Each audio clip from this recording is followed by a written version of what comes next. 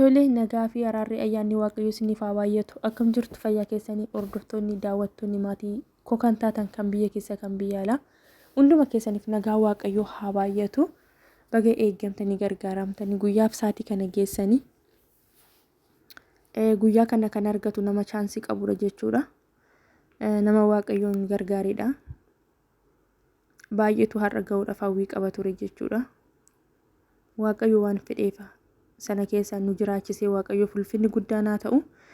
Tole kan nagaa kootti aansuudhaan akkuma argitanii viidiyoon irra qabadhee dhufee uummata keenya Saawud Arabiyaa keessatti ijoollee keenya lammiiwwan keenya obboleewwan keenya Saawud Arabiyaa keessatti rakkachaa jiraniif sagalee yaa taanu haala kanaan rakkachaa jiru jechuudha. Eenyumti keenya kan jiru biyya hambaa keenya hambaa keessadha. Sa'aatii amma keessa jiru kana eenyumti keenya ni beekna jechuudha. Hangamiin akka o'u ho'a isaa keessa darbee mukayyii fi banameeyyuu hangamiin akka o'u baay'een keenya ni beektu jechuudha ni beekna jechuudha. Garuu obboleewwan keenya Saawud Arabiyaa keessatti immoo haala kanaan feestaalii yookiin kiisii zubaalaa haala kanaan uffataniit rafu jechuudha. Mee osoo ana ta'e odoo sin ta'ee carraan kun ilaamee ilaala as keessa kan jiru abbaa keenya kan nuuf ta'an harmee keenya kan nuuf ta'an daa'ima qabatanii obboleessa keenya kan nuuf ta'an eessuma keenya kan nuuf ta'an as keessatti haala kanaan dhiphachaati gaafa jiran gaafa rakkoo keenya rakkoo lammii keenya akkanatti arginu mee maaltu namatti dhagahama? Ara sagalee haa taanu namni maal nu dhagaa rabbi yoo nu dhagee malee namni nu dhaga'u hin jiru. Rabbi tokkichi yoo nu dhagee garuu sagalee taana lammii keenyaaf. Dhugaa rabbii sababii isa dirqama lammummaa ba'uu qabna. Kan as keessatti rakkatu obboleessa obboleettii keenya haadhaaf abbaa keenyadha kan as keessatti rakkachaa jiru. Nuti ijoollee gola madaamii keessa jirru jechuudha. Osoo mukayyiifiin dhahamee daqiiqaa tokko turaan hin jedhanii dandeenye hin turru. Garuu obboleewwan keenya haala kanaan Saawud Arabiyaa keessatti ho'arraan kan ka'e sammuu isaanii darbee dhukkubsachaa kan jiran du'aaf kan saaxilaman hedduutu jiru jechuudha. Baay'ee kan nama gaddisiisu dhugaa rabbi. Bishaan dhugaatii dhabanii nyaata dhabanii haala kanaan rakkachaatii jiru. Uummata keenyaaf sagalee haa taanu.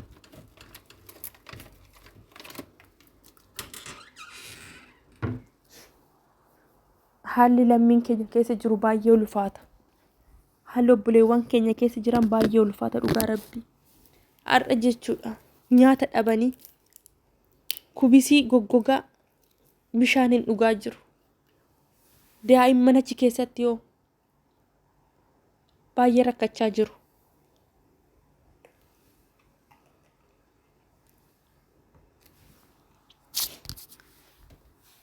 Dhugaa waaqayyo sagalee haa taanu lammii keenyaaf. Baay'ee namatti dhagahama dhugaa furmaanni kan jiru rabbi tokkicha qofaadha. Amantii qabdaniin obboleewwan keenya kadhata kadhadhaa. Amantii qabdaniin. Bara Yesuus Kiristoos deebi'ee dhufu qormaatatu baay'ata. Rakkinatu baay'ata, dhiphinatu baay'ata. Nama jabaatee dhaabbatetu darba. As keessatti lammiin keenya jechuudha. Nyaataaf dhugaatii malee hammaama yookiin mana fincaanitti nama 70-80 ta'anii fayyadamu. Kun immoo dhibee qaba. Dhibee isaanumatti deebisee fida jechuudha. Waan irra rafan hin qabani. Haala kanaan gaafa laaltan amma nama isinitti fakkaatu hedduu laphee nama cabsu Kiristoosii. Dhalli namaa eenyu kan akkanatti kiis zubaalaa uffatee jiraatu.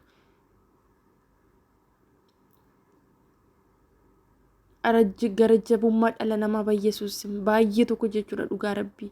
Har'a uummanni keenya lammiin keenya biyaansi biyyatti odoo deebi'anii qilleensa mijataa keessa jiraachuu danda'u. Itiyoophiyaan biyya qilleensa mijattuu baay'ee kan namatti toltu jechuudha.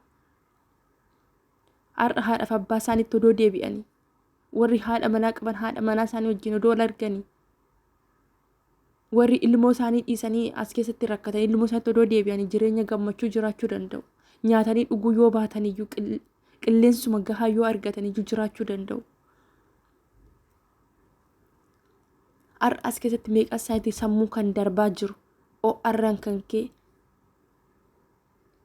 rakkinarraan kan ka'e maatii isaanii yaadurraan kan ka'e waan qaban gurguranii of jijjiirraa maatii keenya jijjiirraa ijoollee keenya guddisna jedhanii biyya namaa keessatti haala kanaan gaafa rakkatanii mee maaltu namatti dhagahama? Dhugaa Rabbii hedduu namatti dhagahama.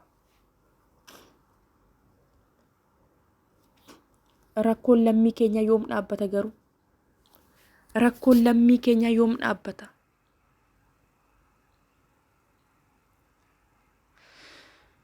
Yaa Rabbi maaloo lammii keenya yaadadhu. Si duwwaadha kan danda'u dhugaa Rabbi. As keessatti jechuudha. Namni zeegadhaan wal qoodu tokko hin jiru. Namni amantiidhaan wal qoodu tokko hin jiru. Namoonni kaan har'a qilleensa mijataa keessa taa'anii guyyaatti gizee 3-4 nyaatanii bishaan gaarii dhuganii hirriba gaarii rafanii miidiyaa tokko irra taa'anii sabaa wal qoqqooduu amantiidhaan wal qoqqooduudha hojii isaanii. As keessatti garuu mana hidhaa kana keessatti sabaa wal qoodanii miti kan jiran. Lammiidhaan wal qoodanii miti kan jiran. Hundi isaanii bakka tokko jiru. Dhugaa Rabbi baay'ee namatti dhagahama jechuudha. Har'a nuti jechuudha. Namni kamiyyuu guyyaatti 3 kan nyaatu. Isaan kun garuu asitti daabboo kubisii goggogaa jechuudha. Bishaan dhugaatii illee kan dhabanii toora akkis dheebuudhaan goggogantu jiru. Namni immoo nyaata obsa malee bishaan dhugaatii obsuu hin danda'u. Har'a biyya isaaniitti osoo deebi'anii dhugaa Rabbi qilleensan yoo dadhaban illee boqotanii yoo dhukkubsatan irra rafanii ni jiraatu. Lammii keenya biyyatti nuuf haa deebi'an. Dhugaa Rabbi baay'ee tokko nama gaddisiisa. Baay'ee tokko ulfaata jireenyi biyya lafaa. Baay'ee tokko. Amma tokko jechuudha. Mana hidhaa Itoophiyaatti odoo hidhamanii dhugaa Rabbii Saawudiidhaa bahanii odoo mana hidhaa Itoophiyaatti hidhamanii isaaniif wayya. Sababiin isaa maatii isaanii waan qaban nyaata fuudhanii geessuufi. Amma tokko mana hidhaa Itoophiyaa keessatti qursii irratti illee kan kennamuuf jira daabboo fi shaayii jechuudha. Uffanni hin geeffamaa fi kan irra rafan jechuudha. Ganamaa fi galgala qilleensatti hin ba'u yoo alatti boo'atan dallaadhuma keessatti ganamaaf galgala qilleensatti illee gadi hin ba'u. Asitti gubaatti gadi ba'u. Eessatti gadi ba'u ijoolleen kun? Kilaasii tokko keessatti amma kana ta'anii jiraatu. Afurri isaanii walitti deebi'ee afurri isaan keessa ba'u walitti deebi'ee dhukkuba isaanitti fida. Akkasittidha kan isaan iddoo tokko walirra rarrafan.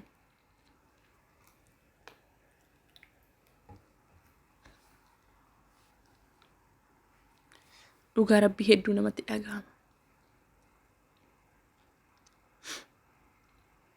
Baay'ee tokko ulfaata jireenyi biyya lafaa. Kan argetu arga dhugaa Rabbii. Kanaaniyyuu namoonni ijoollee biyya Arabaatti maqaa baasu. Shamarran biyya Arabaatti maqaa baasu. Ofii biyya keessa qilleensa gaarii keessa hirriba gaarii rafanii qilleensa gaarii keessa deemanii shamarran biyya Arabaa ijoollee biyya Arabaa jedhanii maqaa nutti baasu. Nuti akkamitti akka hojjennu akkamitti akka jiraannu nutu beeka. Kan lubbuudhaan ba'e meeqatu jira? Kan dhukkubsatee hospitaala jiru meeqatu jira? Nama carraa qabu nama chaansii qabudha kan nagaa ba'ee nagaa maatii ofiitti deebi'u. Dhugaa Rabbii nama chaansii qabu nama kadhata qabudha kan nagaadhaan ba'ee nagaa maatii isaatti deebi'u. Baay'eedha kan du'an karaatti hafan. Baay'eedha kan dhukkubsatanii sammuu isaanii darbee jiru. Baay'eedha har'a kan hospitaala keessa jiran. Nuti immoo gooftaan nagaa nuuf kenneera. Dhugaa Waaqayyoon galateeffadhaa. Uummanni keenya haala kanaan gaafa akkatti rakkatan lapheen nama caba. baay'ee tokko lapheen nama caba dhugaa dubbachuudhaaf. Waa'ee ho'aa kanarratti jechuudha. Anatu yeroon jalqaba dhufu biiroo keessa guyyaa 5 ture jechuudha. Biiroo san keessa gaafan turu ijoolleen haala kanaan rafu jechuudha. Sababii isa biiroon kan warri biiroon beektu kan qarshii jaalatu malee rakkina namaa siniif hin hubatanii garasiis garanaas walitti fidanii akkanumatti bakka tokkotti naqanii jiru. Akkuma namni biyyarraa dhufee ol seenanii bilbila na harkaa fuudhan alatti. Olla seesisan gaafa ol seesisuun akkaatti ciciisu ijoolleen. Tun mana hidha maal balleessitan dhufee yaa rabbi mana hidhaatti kan olla galchan jedhee innaan xiqqoo turu barri qollofanii deeman warri biiroo jechuudha. Gaafa ijoolleen achi keessaa as garagaru achi garagaru arraan kan kee kan irra rafas simintoodha. Achi maadha kun hundi taa'uu didee dhugaa shaanxaman qabadee dhufeen dhaabbadhe. Achi taa'uu dideen narrifadhe jechuudha. Achi ijoollee achi keessatti maalidha kun jennaan maaloo carraa maal tassi fide nuti yookiin as keessatti rakkachaa jirra naa jedha. Maalidha wanti isaa biiroodhuma miti ennaan eeyyee biiroodhuma garuu hojiin jira jedhanii nu fidaniiti asitti hojiin hin jiru haala kanaan rakkachaa jirra jedhan. Gaafan xiqqoo turu garuu waa baay'een arge achi keessatti biiroo san keessatti jechuudha. Nama ji'a 9 nama waggaa tokko nama ji'a 7 achi keessa turedha jechuudha. Hojii dhabanii waan hojjetan dhabanii isaanuu jechuudha. Guyyaa 2 ba'anii hojii argatanii akka carraa ta'e guyyaa 2 ba'anii madaamni isaanii ta'uuf yoo diddee deebi'anii dhufanii waan guyyaa 2 hojjetan san alatti fattashtee irraa fuuti jechuudha. Isaaniyyuu immoo bishaan illee hin bittu manatti. Bishaan dhugaatii illee hin jiru. Bishaan kushiina keessa kan mi'a dhiqamuun obaasti ijoollee. Nyaata ruuzii goggogaa. Ishiin garuu maqaadhaaf Itoophiyaadha. Haati biiroo sun jechuudha. Itoophiyaadha. Abbaan manaa ishees Itoophiyaadha. Bukkeedhuma san immoo manni isaanii. Achumatti maal godhu isaan buna Itoophiyaa danfifatu, nyaata Itoophiyaa nyaatu, bishaan qabbanaa dhugu. Garuu ijoolleen biiroo keessatti akkanatti rafna jechuudha walirra. Ani ho'arraan kan kee guyyaa gaaf tokko abdiin kutadhe jechuudha. Bakka lapheen na ukkaamse ho'a isa dadhabee ijoolleen ganaa bishaan goddanyoonni koo bishaan natti nannaqanii maal jedhanii ho'a hin danda'u jechuudha dhugaa dubbachuudhaaf. Har'a gaafan isaan kan argu ofan yaadadhe aniyyuu yeroo sana akkas guyyaa 3 akkasaan rakkadhe isaanuu warra as keessatti waggaa tokko akkaatti rakkatan ammam namatti haa ulfaatu. Dhugaa rabbi mee ammam haa ulfaatu. Warra as keessa waggaa tokko waggaa 2 taa'an. Gaafa ofii keenya bakka buusne hedduu namatti dhaga'ama joo. Wayyoo lammii koo. Gaafa kaanii waaqayyoon na gargaare. Gaafa guyyaa arfaffaa mana biiroo san keessaa hojii argadhee nan ba'e. Gaafa nachi keessaa ba'u garuu yeroo sanan chaanaalii yuutuubii hin qabu.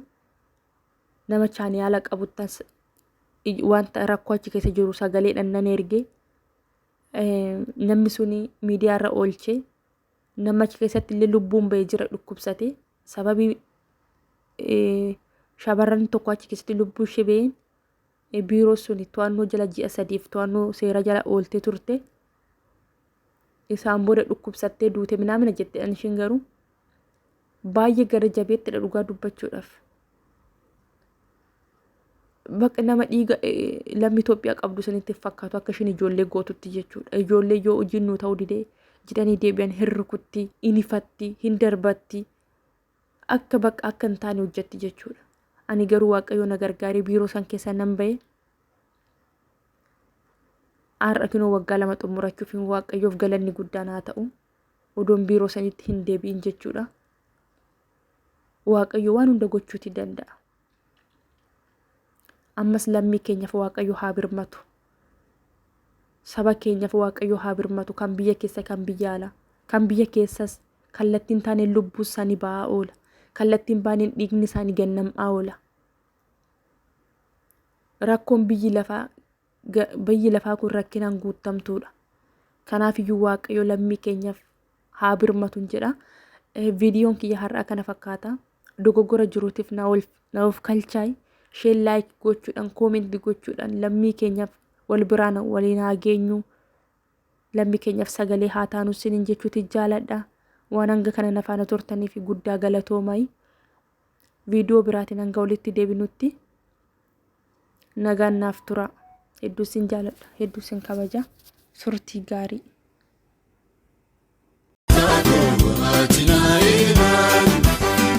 Atina eegan